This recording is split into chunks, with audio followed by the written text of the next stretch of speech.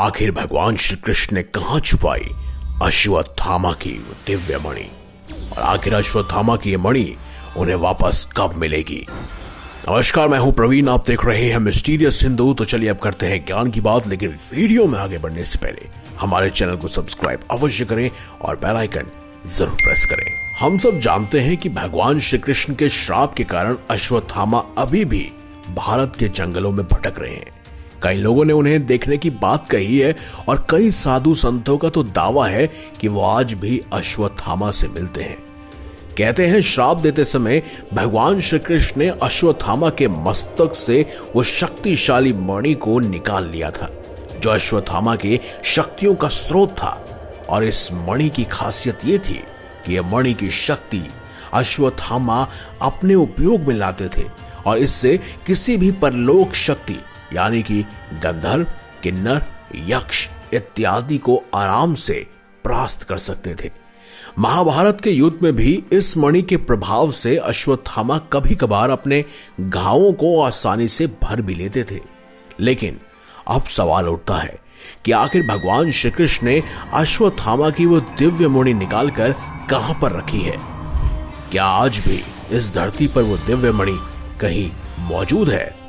वैसे कुछ YouTube channels ने अपनी झूठी अफवाह फैला रखी है कि अश्वत्थामा की मणि या तो हिमालय की किसी गुफा में मौजूद है या फिर बरमुंडा ट्रायंगल की ताल पर उसे रखा गया है। बिल्कुल सरासर झूठी अफवाह है। वैसे दोस्तों, गौर करने वाली बात यह है कि अगर ये धरती पर कहीं पे भी होती तो अब तक अश्वत्थामा तो इसे प्राप्त ही कर लेते और इनकी शक्तियों से शायद मनुष्य को अपना गुलाम भी बना लेते। इससे यह बात साफ है कि यह मणि इस धरती पर है ही नहीं। श्री कृष्ण ने श्राप देते वक्त एक खास लीला रची होगी। श्री कृष्ण जानते थे कि अश्वत्थामा जीवित रहते अपनी मणि को कभी ना कभी तो हासिल कर ही लेंगे। इसीलिए उन्होंने अश्वत्थामा की मणि को 5वें आयाम यानी कि 5th डायमेंशन में रखा है। यही नहीं, 5th डायमेंशन में कोई एक मणि नहीं बल्कि अनेकों मणि रखी है, जो कि हर समांतर ब्रह्मांड यानी कि पैरेलल यूनिवर्स के अश्वत्थामा के जन्म पर उसके मस्तक पर लगाकर अवतरित किए जाते हैं। वैसे ये पूरी संभावना है कि इस ब्रह्मांड के अश्वत्थामा की मणि किसी दूसरे ब्रह्मांड के अश्वत्थामा के मस्तिष्क पर लगी होगी और शायद वहां अभी तक महाभारत का युद्ध नहीं लड़ा गया होगा। दरअसल दोस्तों, हर पैरेलल यूनिवर्स में अलग अलग युग चल रहा है। किसी ब्रह्मांड में अभी भी रामायण चल रही होगी तो किसी में शायद अभी भी महाभारत और किसी में शायद सतयुग। वैसे अब इस पैरेलल यूनिवर्स के कॉन्सेप्ट को हम अपनी आने वाली वीडियोस में आपको डिटेल में समझाएंगे, जहां हम बात करेंगे एक काकभूषणी जी की, जिन्होंने 11 बार रामायण देखी और 16 बार महाभारत देखी थी।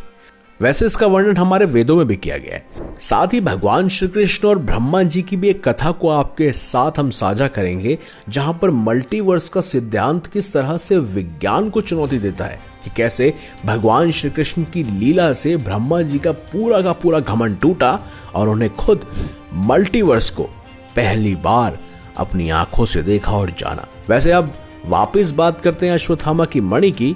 तो अगर इस मणि को 3rd या 4th डायमेंशन में रखा जाता तो शायद ये मल्टीवर्स की स्टेबिलिटी को बिगाड़ सकता था, जिससे समय के चक्र को नुकसान होता।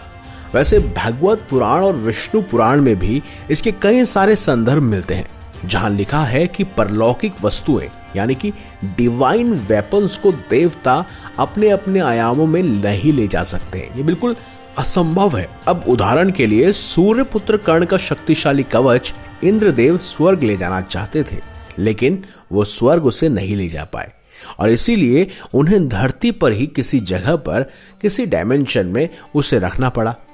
और यही कारण है कि भगवान श्री कृष्ण ने इस मणि को अपने साथ वैकुंठ न ले जाकर इस मणि को कहीं दूसरी शक्तिशाली मणियों के साथ 5th डायमेंशन में शेषनाग की सुरक्षा में रख दिया होगा। तो दोस्तों, अब प्रश्न उठता है कि क्या इस ब्रह्मांड के अश्वत्थामा को उसकी शक्तिशाली मणि वापस मिलेगी?